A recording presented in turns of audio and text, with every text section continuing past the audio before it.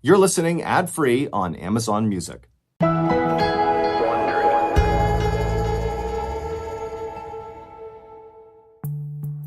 the early spring of 1892, an older woman in a tiny Rhode Island town shuffled into her kitchen at 1 a.m. to make a late-night cup of tea. And as she passed by her front window, she saw a man riding on horseback down the dirt road outside holding up a flickering lantern. She recognized this man. He was the only doctor in town, and she could tell he was headed towards a large farm at the end of the road. And the woman had heard rumors that the farmer's son was deathly ill. She knew a house call in the middle of the night was not a good sign, but she also knew the doctor could not save the farmer's son. However, she could. So she threw on her coat, lit her own lantern, and set off into the night.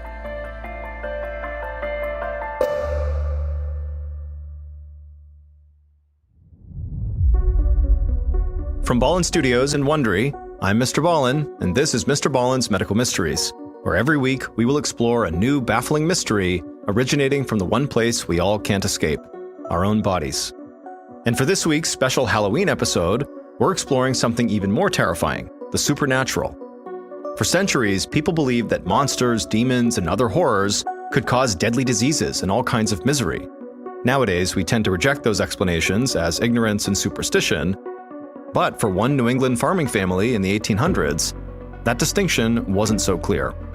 Were they being plagued by a mysterious disease, or were they actually being preyed on by a creature thought only to exist in legend? So, if you like today's story, tell the follow button that you want to play the Floor is Lava game with them, but be sure to hide thumbtacks all over the room before you start playing.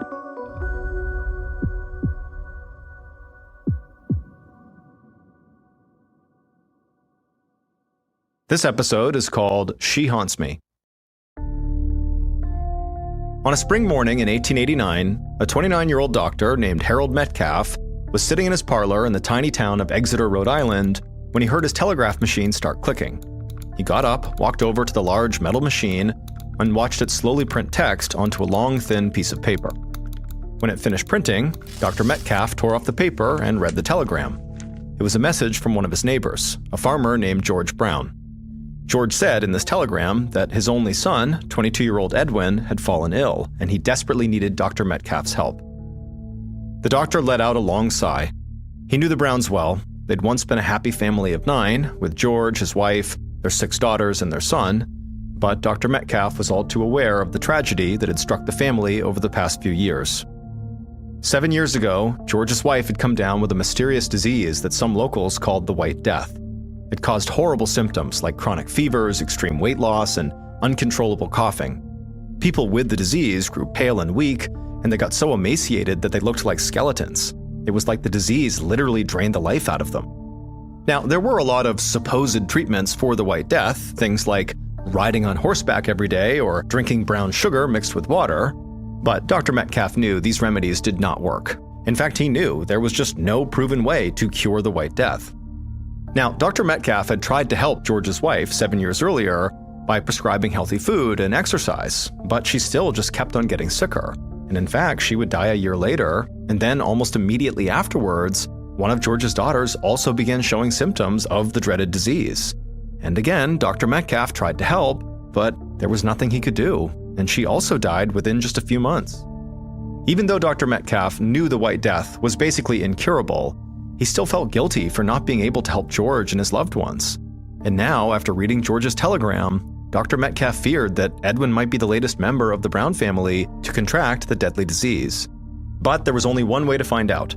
Dr. Metcalf quickly packed his medical bag, threw a saddle on his horse, and raced off towards the Browns' farm. 15 minutes later, Dr. Metcalf trotted his horse along a thin country road in Exeter.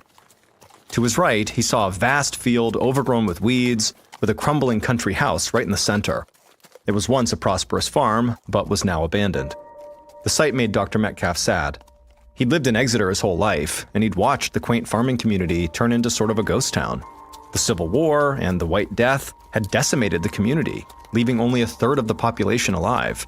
In fact, these days, the town was more commonly known by its nickname, Deserted Exeter.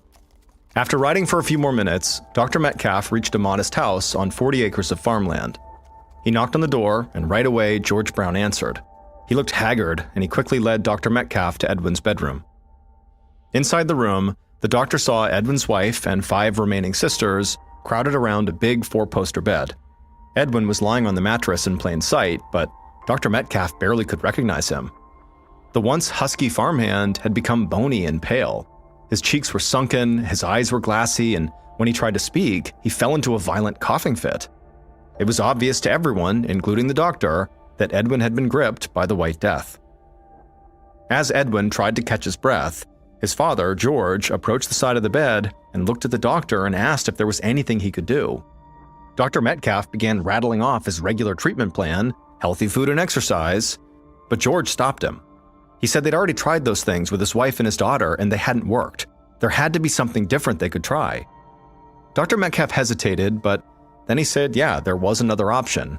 But he told them it was an experimental treatment, and so he couldn't guarantee it would work. George said he didn't care. At this point, he was willing to try anything to help Edwin.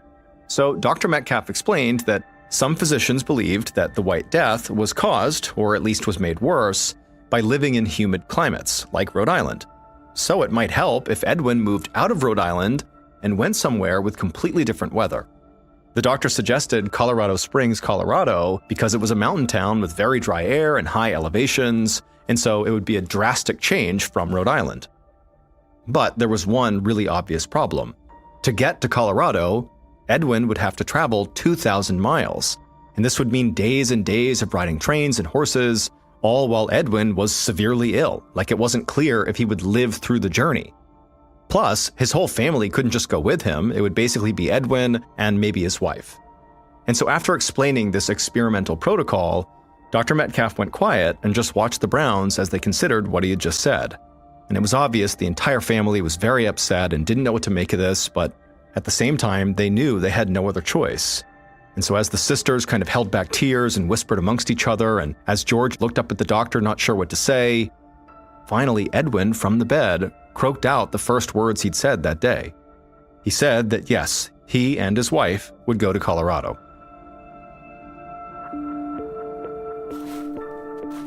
Three years later, in January of 1892, Edwin held his wife's hand as they walked through the snow in the Rocky Mountains.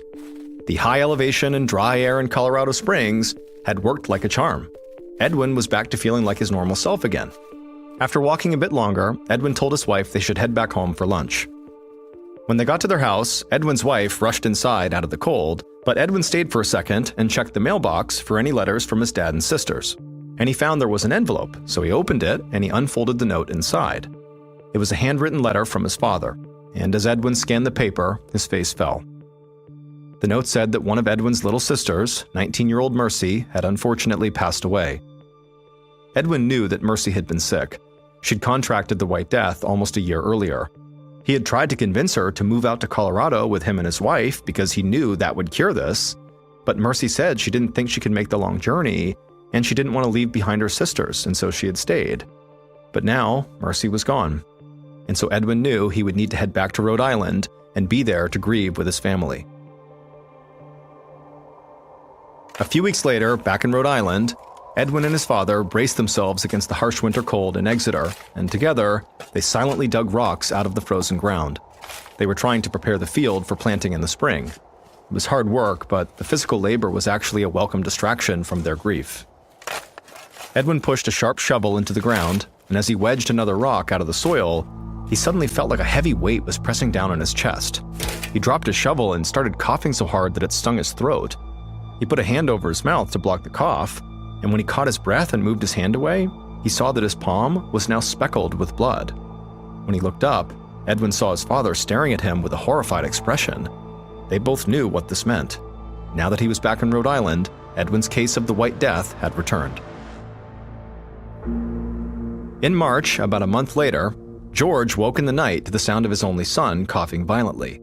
George jumped out of bed and rushed to the kitchen to grab a cup of water, and then made his way into Edwin's room, which was dimly lit by an oil lamp. Edwin had become so sick after contracting the White Death that he couldn't go anywhere, and he had been bedridden for the last 2 weeks here in Rhode Island. It was like all the progress he'd made living in Colorado had now been undone, and he was now sicker than he'd been before. He looked frail and gray, and George could see spots on the white bedsheet from where Edwin had been coughing up blood. George held out the cup of water for his son, and Edwin grabbed the glass with shaky hands and drank it in between coughs. Then Edwin looked at his father, and in a hoarse and frightened voice, he said something that terrified George. He said, "She was here. She haunts me." George just stared at his son. He had no idea what his son was talking about, but before George could ask, Edwin was gripped by another coughing fit, and the only thing George could think to do was send for Dr. Metcalf.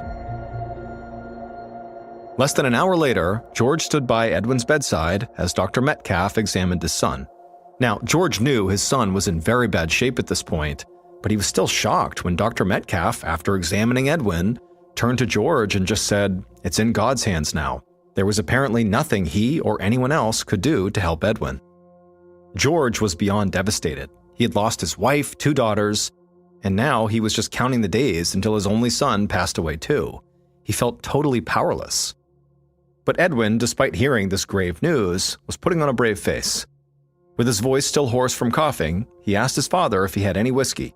If his days were indeed numbered, well, they might as well enjoy the last few moments. George nodded and headed to the kitchen, and as he was taking glasses out of the cabinet for the whiskey, he heard a knock at the door, which was odd because it was well past midnight and he never had visitors this late. George set the glasses down, made his way to the door, and opened it up to see 6 of his neighbors standing there on the porch. One of them, an older woman with graying hair, said they'd heard that his son Edwin was sick, and a few of them had seen Dr. Metcalf come over earlier, and so they were concerned. But they said they were not just here to pay their condolences, they were here to try to save him. George had to stop himself from letting out a very bitter laugh. He already knew no one could help his son. No one had been able to help anybody else in his family when they had the White Death, and it was just a matter of time before his son died. But he let the neighbors inside anyway, if only because seeing a few familiar faces might lift his son's spirits. When George and the visitors rounded the corner into Edwin's room, most of the neighbors went to Edwin's bedside to say hello, but the older woman walked directly towards Dr. Metcalf and began speaking to him in a very hushed voice. George was curious, so he walked closer to listen, and he heard this woman tell Dr. Metcalf that she actually knew how to cure Edwin. The doctor told her that was not possible, nobody could cure this sickness. But the woman said Edwin was not sick, he was actually cursed by a vampire. George watched Dr. Metcalf's face go red with anger. He told the woman that she was being absolutely ridiculous. The doctor then looked over at George like he wanted somebody to back him up here, but George was desperate enough to consider anything at this point, and as crazy as a vampire's curse sounded, he didn't think it was that far-fetched, and so he wanted to hear more from this woman. After all, the White Death had made his loved ones look like the life was being sucked out of them, almost like a vampire was draining their blood. And just earlier that night, Edwin had said something to George that totally caught him off guard when he said, "She was here, she haunts me."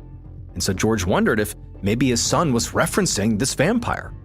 And so George turned from the doctor to his son and asked him about what he had said earlier about somebody being in the room with him, somebody haunting him. And Edwin croaked out that earlier, when he was alone in the room, he had seen this woman standing in the corner of his bedroom, staring at him with cold, dead eyes. Now, he said he didn't know if this had been a dream or not, but it had felt so real that now he was scared to death from the experience. To George, his son's testimony only seemed to strengthen the neighbor's vampire theory. However, George told the older woman that he wanted proof that this really is what was going on, that a vampire was behind what was happening to his family. And so the older woman called over another one of the neighbors, a farmer that George sometimes shared crops with, and he told George and Dr. Metcalf that he'd seen cases like this before. He explained that sometimes when a person died, a dark supernatural force would take over their body and cause them to leech the life out of their surviving loved ones, even from beyond the grave. These people were not really dead, the farmer said. They were vampires. At this point, the older woman interrupted the farmer and said to figure out which one of George's deceased family members was the vampire, all they had to do was exhume the bodies of his wife and 2 daughters.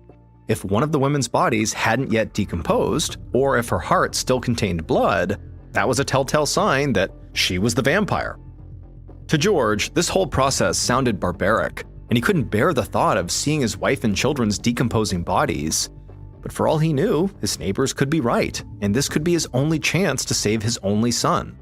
So George gave the neighbors his blessing to go dig up his family members' bodies, and then George turned to Dr. Metcalf and, said he couldn't go and see this, and so asked the doctor to please go to the graveyard on his behalf.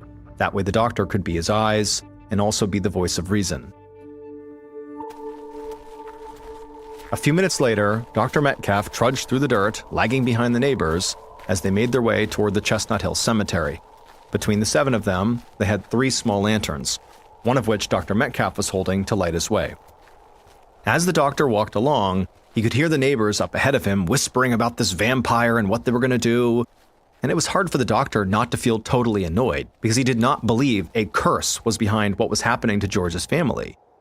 But he reminded himself that George was utterly desperate and had really kind of convinced himself that maybe this curse really was the thing, and Dr. Metcalf didn't have the heart to just completely shoot it down. And so if this is what it took, going along with the neighbors to the graveyard to prove that George's son Edwin was not suffering from some kind of ridiculous curse, then ultimately this was worth it. Eventually, the neighbors and the doctor reached the cemetery's iron gates, which creaked as the farmer pushed them open. To the right of the entrance, Dr. Metcalf could see a stone crypt, and next to it, he could see the Brown family's plot. And it didn't take long for the group to locate the tombstones they were looking for. Dr. Metcalf stood a few feet away and watched while 2 of the neighbors held up lanterns and 3 others stuck shovels into George's wife's grave. They threw dirt to the side until eventually they unearthed her wooden coffin. The leader of the neighbors, the older woman who brought up the vampire curse, unlatched the casket, pulled it open, and revealed the dusty skeleton of George's late wife. She'd been dead for 9 years, and so her body had, like Dr. Metcalf had expected, totally decomposed. To the neighbors, though, this only meant that George's wife was not the vampire, but one of the 2 daughters was. So they reburied the wife and dug up George's first daughter, the one who had died just a few months after George's wife. And again, when they opened up the coffin, it was just full of bones, and so they reburied the daughter as well. And then finally, the neighbors exhumed Mercy, the second daughter, who had died just 8 weeks earlier. And what they found inside of her casket struck even Dr. Metcalf, the most skeptical person there, as absolutely inexplicable. Despite having been dead for 2 full months by this point, Mercy's body had not even begun to decompose. And to make things even stranger, Mercy's body was lying on its side, as if she had literally turned over in her grave after being buried. The gray-haired woman turned to Dr. Metcalf and pointed and said, "Look, there's your vampire." The doctor, who was admittedly kind of shaken up, still insisted there had to be some kind of rational medical explanation for this, but the neighbors wouldn't listen. They had already begun performing a ritual that they believed would kill the vampire, break the curse, and save Edwin's life. The neighbors gathered up twigs and arranged them on top of a nearby boulder. Then the farmer flicked a match and kindled the flame into a small bonfire. And then Dr. Metcalf watched in stunned silence as the older woman pulled something out of a bag that she'd carried into the cemetery. And in the flickering light, he saw a flash of silver, and he realized what the woman had pulled from her bag was a huge kitchen knife. And then Dr. Metcalf looked on in horror as the woman stuck that blade directly into Mercy's abdomen, slicing her stomach open, and then the woman reached up under Mercy's ribs and pulled out her liver and her heart. And then after opening them up, both organs were indeed still full of coagulated blood, as though Mercy's body had been using these organs recently.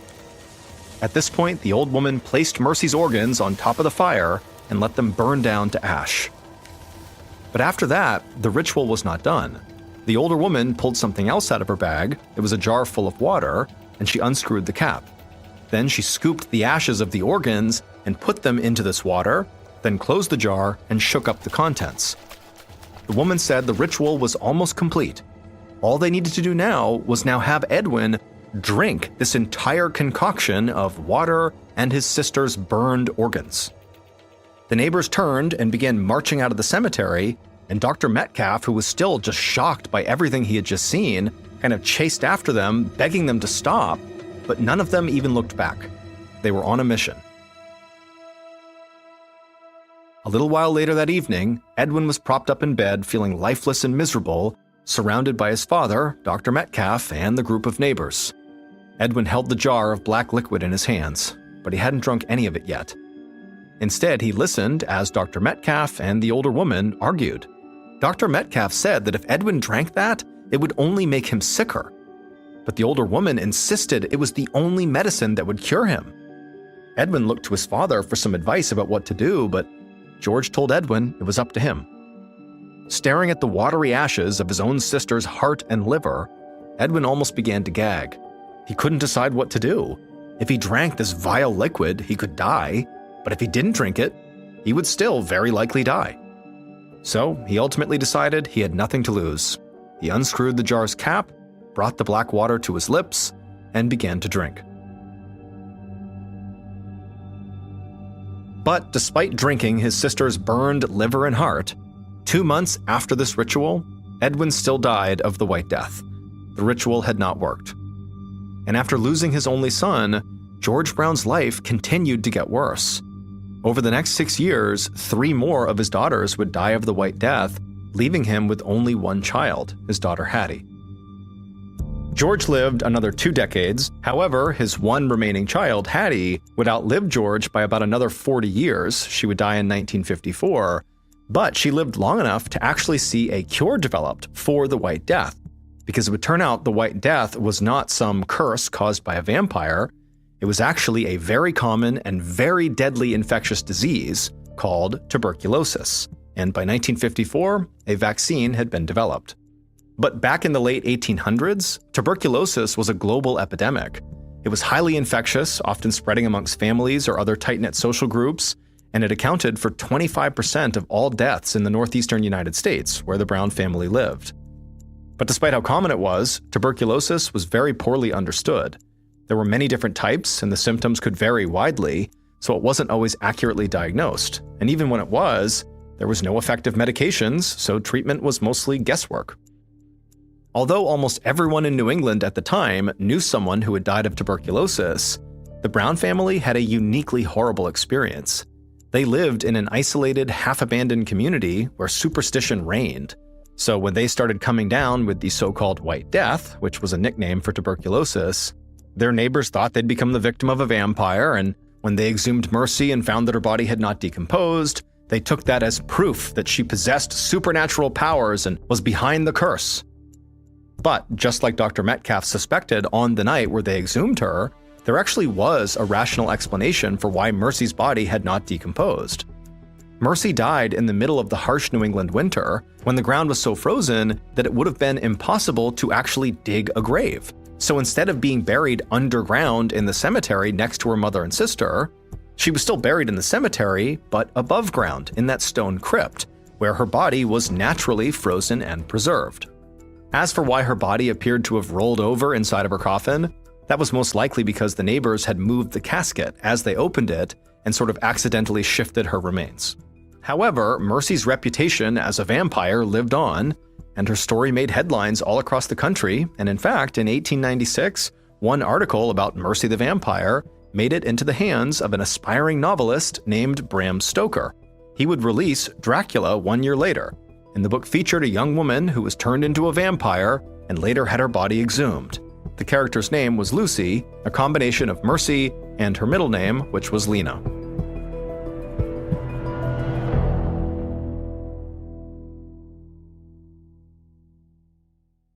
Residents of the tiny farming community Fairdale, Illinois, woke up to heavy rains outside and an ominous forecast. Severe thunderstorms were going to persist all day, and then at night there was a chance of a tornado. Meteorologists were telling residents of Fairdale that if you can, you should evacuate because it's not worth sticking around for.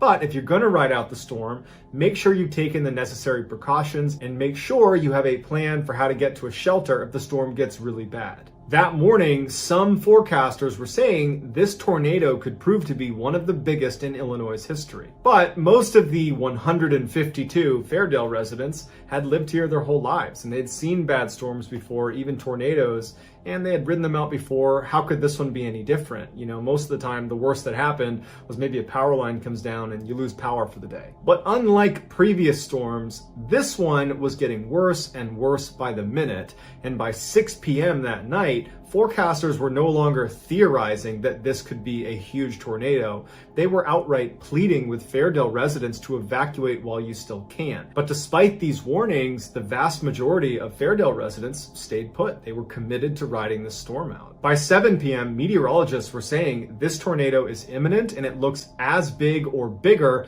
than the last major tornado that came through Illinois that killed 8 people and leveled an entire town. This tornado tonight is going to kill people. Just 15 minutes later at 7:15, the tornado finally touched down right outside of Fairdale. It was this massive, almost mile-wide tornado with over 200-mile-an-hour winds, and unlike other tornadoes of that size that typically move at about 30 miles an hour, this one was traveling on land at about 15 miles an hour, meaning it would be sitting over the areas it was devastating for longer amounts of time, making it even worse than some of the worst predictions that meteorologists had for this tornado. 15 minutes later at 7:30 p.m., 84-year-old Fairdale resident Clem Schultz and his wife Jerry Schultz, they were at home because they had decided to ride out the storm. As Clem is sitting in the living room watching the Weather Channel, kind of waiting for the last possible second to go into their basement, he hears his wife yell out from the kitchen to come in here and look at this. So Clem goes into the kitchen and she's pointing out the back window, and he looks out and he sees this massive tornado coming right at them. It's less than a mile away and it is way bigger than he thought it was going to be. But from their perspective, because the tornado was spinning counterclockwise, it kind of looked like it was spinning away from town into this empty field. And Clem says to his wife, Jerry, you know what? It looks like it's going to miss us, but we're probably going to lose power. So I'm going to go up into the attic and get some lanterns ready. So Jerry stays in the kitchen. Clem goes up into the attic. And as he's fishing to get out the lanterns, he hears what sounds like a freight train barreling through town. And he had this little window at the edge of his attic. So he goes over and he looks out, and the tornado had not veered off into the open field. It had continued straight towards his house, and it was ripping off roofs right in front of him. And he figured, I don't have enough time to go down into the basement. I have no time to do anything. So he takes out his phone and he begins recording.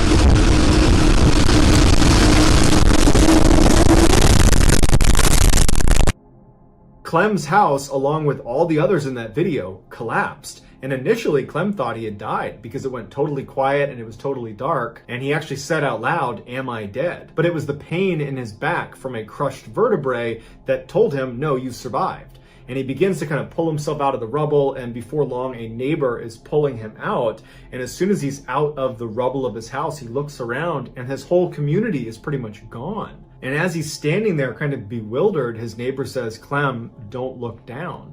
And Clem says, "Why?" And his neighbor says, "Because your wife is under you and she's dead." When the dust had finally settled, not only had Clem's wife been killed, but Clem's neighbor had been killed as well, because the tornado went directly through their two houses. That video that Clem shot is now used to educate people on how dangerous tornadoes really are, and how anytime a tornado is coming through your area, never go outside to film it, seek shelter. On Sunday, February 12th, 2017, Abigail Williams was over her best friend, Liberty German's house for a sleepover. Abby and Libby were 13 and 14 respectively. That night, as they're laying in bed, they were looking out the window hoping they saw snowflakes come down, because there was apparently this huge storm that was going to roll through the next day, and they were hoping that if it did, school would be canceled the next day. But when they woke up the next morning, it hadn't even snowed, However, they found out that in Delphi, Indiana, where they lived, school had been canceled preemptively in anticipation of this big storm that never really amounted to anything. So the girls got a free day off where they could actually go outside and enjoy it. So the girls start talking about how they're going to spend their extra day off, and Libby suggests, well, why don't we go check out the Monon High Bridge? It was this abandoned bridge that crossed over the stream, and a lot of their classmates would take pictures on it and post it to their social media, and the girls figured this is a great day to go do that. So Libby asks her grandmother, Becky, who was her primary caretaker, if it would be okay if they went for a hike over near this bridge. Becky gives them permission, but with the caveat that they would find their own ride there and back. So Libby convinces her older sister Kelsey to give them a ride there, and Libby speaks to her father, Derek, and he says he can pick them up, but he'd only be able to pick them up at a very specific time, which would only give the girls a couple of hours at the bridge, but they thought that was fine and that was plenty of time. So a couple hours later, at about 1:30 in the afternoon, Kelsey drops off the two girls at the start of the trail that's going to bring them to this bridge. We know the girls made it to the bridge because at 2:07 p.m., Libby posted a picture to her social media of Abby walking across the bridge. At 3:11 p.m., Libby's father, Derek, texted her and said, hey, I'm going to be there in a minute. Just want to make sure you guys are there to meet me. And she didn't text Derek back, and Derek would later say that that was pretty unusual for her. At 3:14 p.m., Derek arrives at the meeting spot, and the girls are nowhere to be found. And so Derek tries calling. There's no answer. He texts his daughter, no response. And so he ends up calling Becky, Libby's grandmother, his mother, and says, hey, did the girls contact you and change plans about where I was picking them up or when? And Becky said, no, I haven't heard from them. They said they'd be there at 3. They should be there now. I haven't heard from them. And Derek says he can't get in touch with them. So for the next 10 minutes, Becky and her husband, Mike, Libby's grandfather, just try calling over and over and over again to the girls, but nothing's going through. They can't get them to respond to text messages.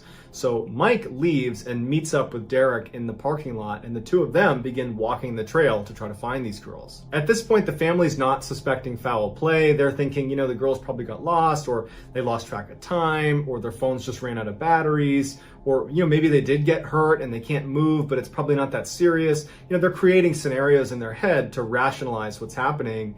But by the time the sun went down at about 5 p.m. and there was still no sign of these girls, they ended up calling the police and officially reporting the girls missing. By 6 p.m. that night, there is this massive search combing the trail looking for these girls, but all night they're looking everywhere with hundreds of searchers and there's no sign of them. The following day, on Tuesday, February 14th, one of the searchers was about a half mile away from the bridge where the girls have been taking those pictures, and they discovered the girls' bodies right next to a creek. The police didn't release their cause of death. However, they said without a doubt this is a homicide, because apparently the scene was incredibly disturbing and had at least 2 or 3 signatures. Signatures are things done to the victims that are above and beyond what is required to end their life. Things like writing on the victims or their body position, or much, much worse. And usually you only see signatures when you're dealing with a serial killer. 3 days after the bodies were discovered, police were able to extract some video from Libby's phone. It turns out when Libby was taking those pictures of Abby on the bridge and had just posted it to social media, apparently this guy had come on the bridge and Libby must have sensed danger and she began filming him. Now, there is apparently a video that starts from the bridge and lasts all the way through the girls' final moments, but the police would release a very small snippet of this recording because it showed who they believe is the killer walking towards them with his hands in his pockets looking down, and he says to them, guys, down the hill. Guys, down the hill. Guys, down the hill. Despite thousands of tips pouring in as soon as this video was made public, they still don't know who this guy is, no arrests have been made, and the case remains unsolved.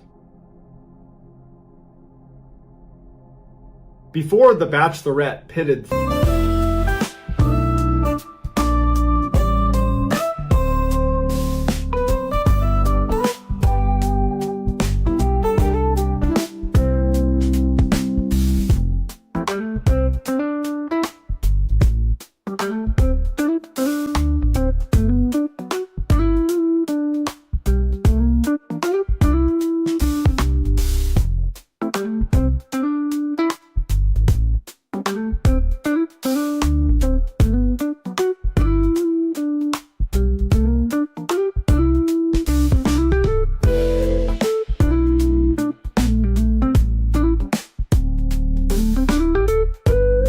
30 men against each other to win one woman's heart, Americans watched another show about random strangers competing for a mate. It was called The Dating Game. Starting in 1965, this reality show featured a woman asking 3 men questions without seeing their faces, and based on their answers, at the end of the show, she would choose one to go on a date with. On the surface, the September 13th, 1978 showing of The Dating Game looks like every other episode with lots of unsubtle innuendo, but this episode would go down in history as a one-of-a-kind, and not in a good way.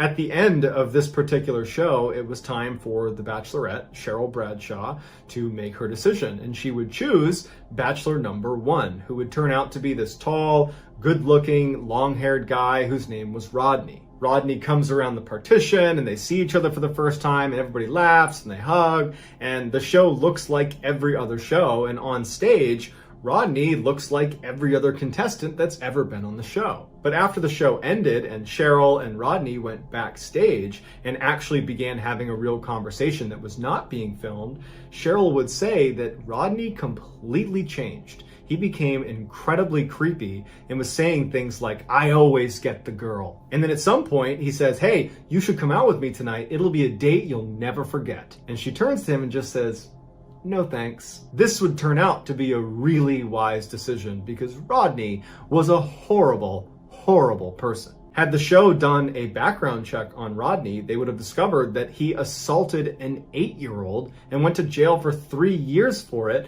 and was currently on parole. But even if they had done a background check on Rodney, the check would not have discovered what he did at night. Rodney was shamelessly cocky and self-confident, and unlike a lot of men, he had no issue walking right up to any woman anywhere and flirting with her.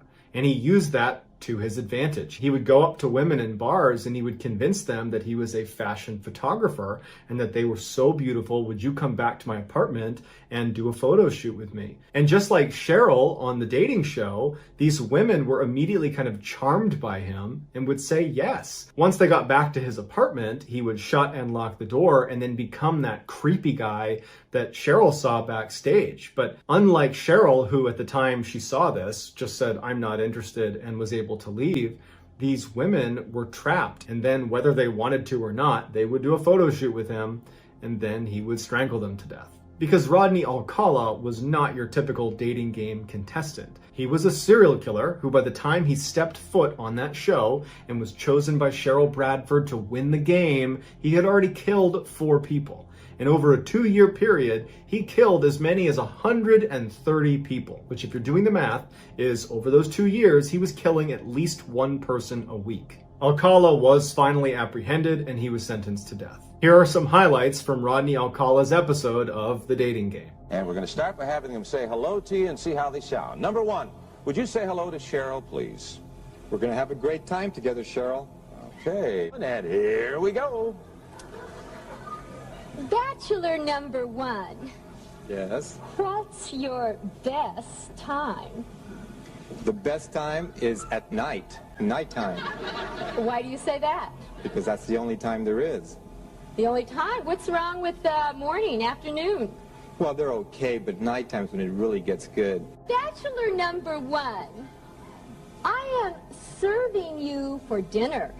Oh, What are you called and what do you look like? I'm called the banana, and I look really good. Can you be a little more descriptive? Peel me.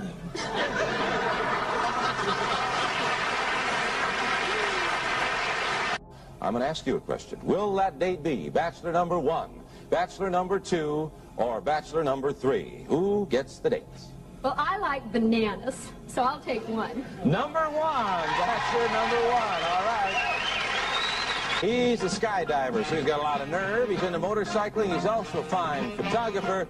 Say hello to Rodney Alcala. Rodney, come on and say hello.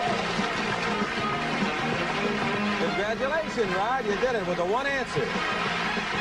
So that's going to do it, guys. I hope you enjoyed today's stories. Let me know what you thought in the comments, and I will pin the best comment at the top of the comment section. If you enjoyed today's video and you haven't done this already, please offer to give the like button a ride home from soccer practice, but don't show up. Also, please subscribe to this channel and turn on all notifications so you don't